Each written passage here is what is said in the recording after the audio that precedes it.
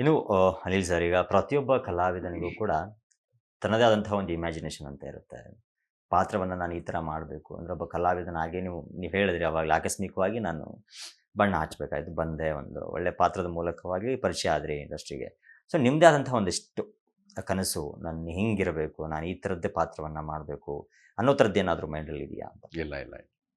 ನನಗೆ ಕೆಲಸ ಅಂದರೆ ಮೊದಲೇ ಹೇಳ್ದಂಗೆ ಬಹಳ ಗೌರವ. ಹ್ಮ್. ಫಸ್ಟ್ ಕೆಲಸ ಬರಬೇಕು. ಮನುಷ್ಯ ಅಂತ ಇದ್ಮೇಲೆ ಒಂದು ಕೆಲಸ ಬರಬೇಕು. ನಂದು ಪ್ರೊಫೆಷನ್ನೇ ಇರ್ಬೋದು ಅಥವಾ ಸಿನಿಮಾನೇ ಇರ್ಬೋದು. ಫಸ್ಟ್ ಕೆಲಸ ಬರಬೇಕು. ಆ ಕೆಲಸ ಯಾವ ಥರದ್ದಿದ್ರೂ ಮಾಡಬೇಕು.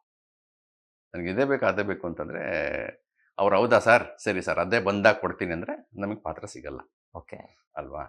ಸೊ ಯಾವ್ದು ಬರುತ್ತೋ ಅದನ್ನೇ ಎಷ್ಟು ಅಚ್ಚುಕಟ್ಟಾಗಿ ಮಾಡಬೇಕು ಅಂತಂದರೆ ಇವ್ರಿಗೆ ಇನ್ನೊಂದು ಪಾತ್ರ ಕೊಡ್ಬೋದಿತ್ತು, ಓಕೆ. ದೊಡ್ಡ ಪಾತ್ರ ಕೊಡ್ಬೋದಿತ್ತು. ನೀವು ಯಾವುದೇ ಸಿನಿಮಾ ನೋಡಿ, ಯಾರೋ ಯಾರನ್ನೋ ಹುಡುಕ್ತಾ ಇರ್ತಾರೆ. ಅದಕ್ಕೆ ಹೇಳೋದು ಸಿನಿಮಾ ರಿಲೀಸ್ ಆಗಬೇಕು. ಎಲ್ಲರಿಗೂ ಒಂದು ಆಪರ್ಚುನಿಟಿ ಇರುತ್ತೆ.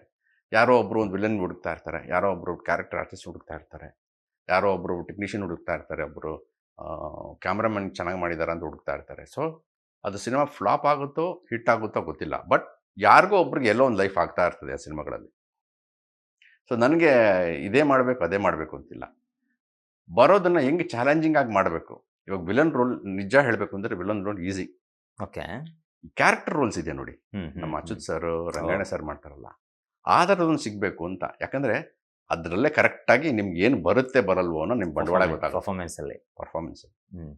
ಸೊ ಕಾಯ್ತಾ ಇದ್ದೀನಿ, ನೋಡೋಣ ಯಾವತ್ತು ಆ ಥರ ಪರ್ಫಾರ್ಮೆನ್ಸ್ ರೋಲ್ ಸಿಗುತ್ತೆ.